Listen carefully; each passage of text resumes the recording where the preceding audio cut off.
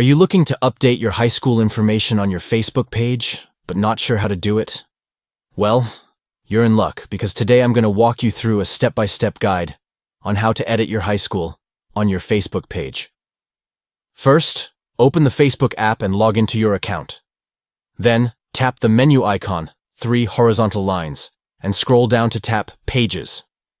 Next, switch to your page by tapping the down arrow next to your profile photo at the top and select the page you want to switch to. Once you're on your page, tap your page's profile picture. Then, tap the Edit icon at the top right of the screen. Scroll down and tap Edit Your About info at the bottom.